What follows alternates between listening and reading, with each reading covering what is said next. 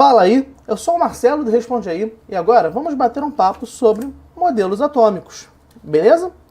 Bom, é o seguinte, modelos atômicos é uma matéria que às vezes a gente já viu no ensino médio, beleza? Mas não custa nada a gente ver de novo, né? E a ideia é o seguinte, são 4 modelos atômicos que a gente vai estudar e a intenção principal de estudar isso não é exatamente saber como que o átomo é.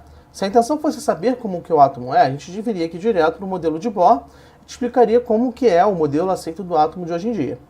Mas a ideia é você entender por que houve cada um desses modelos em cada momento do tempo, ok? Quais foram as evidências científicas que fez cada um desses caras propor um modelo diferente, beleza? Então, estudar modelos atômicos é muito mais estudar, né, a evolução da ciência mesmo do que propriamente o átomo, beleza? Então vamos lá. O primeiro modelo atômico é o modelo de Dalton. Dalton ele não tinha muitas informações na época dele, tudo que ele sabia era o seguinte, ele supunha que havia reações químicas onde os átomos se combinavam formando moléculas. E esses átomos se combinavam para formar moléculas sempre em uma determinada proporção. Ele não poderia formar essa molécula se ele não tivesse esses átomos especificamente.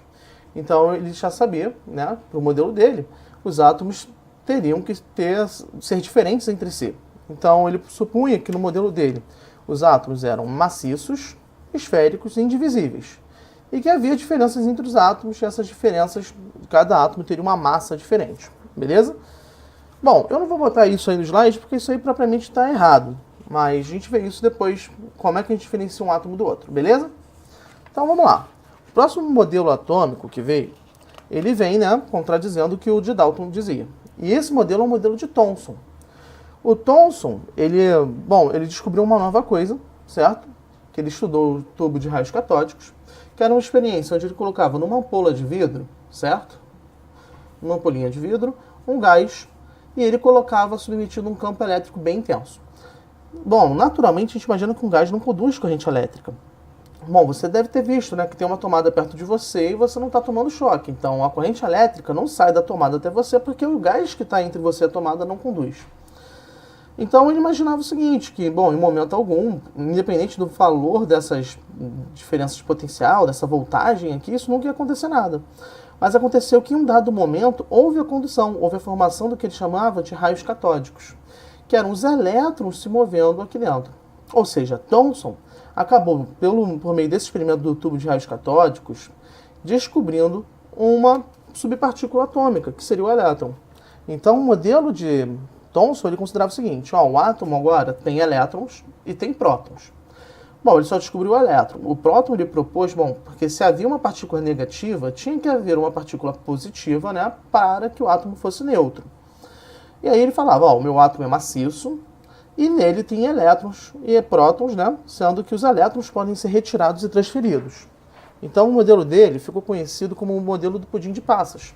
Ele imaginava o seguinte, que o átomo era como se fosse um pudinzinho de passas, com uma massazinha que seria toda positiva, mas que teria alguns pontos, umas singularidades, umas regiões onde teriam os elétrons. E esses elétrons eles poderiam ser arrancados do átomo ou transferidos para outros átomos, beleza? Então, legal, o modelo de Thomson é interessante, mas, né, ele não é o correto, como é o atual. O que acontece? Rutherford ele fez um experimento diferente.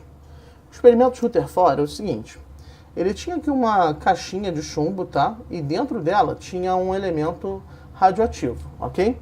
E esse elemento radioativo emitia partículas alfa. E essas partículas alfa vinham como se fosse um feixe de partículas alfa. E ele jogava essas partículas alfa contra uma fina camadinha de ouro, tá? Como se fosse uma folhinha de ouro, mas bem fininha mesmo. E a ideia era o seguinte, se o átomo é maciço, como todo mundo diz, ok?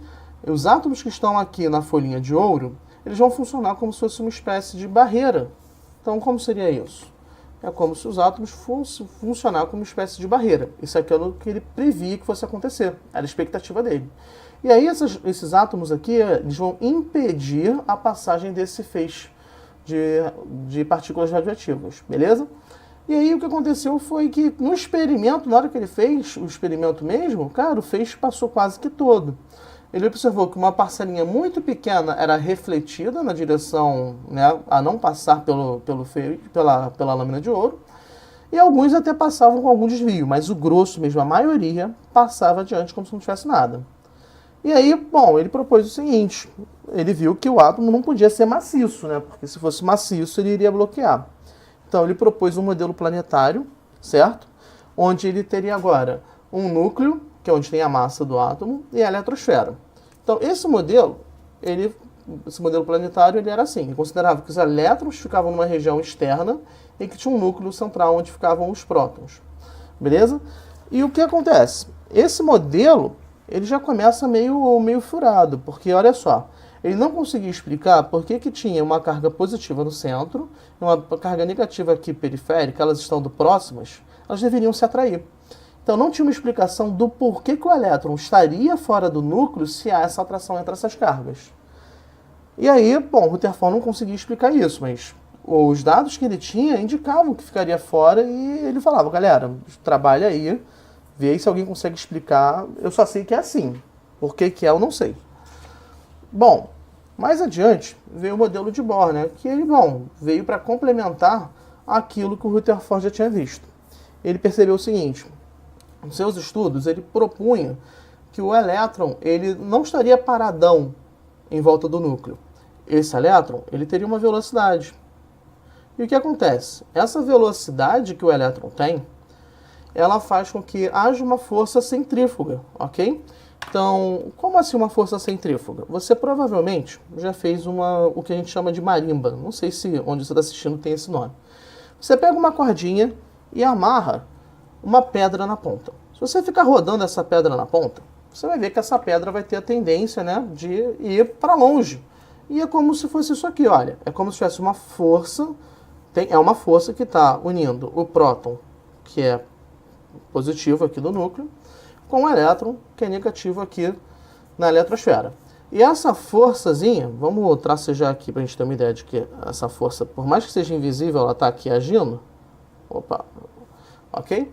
Essa força está unindo esses corpos, enquanto que tem uma outra força que é a centrífuga, devido a essa velocidade, levando o elétron para longe. Então o que acontece? Essa força centrífuga, ok? Ela consegue anular a força de atração. Então é isso. Foi essa a ideia proposta pelo modelo de Bohr.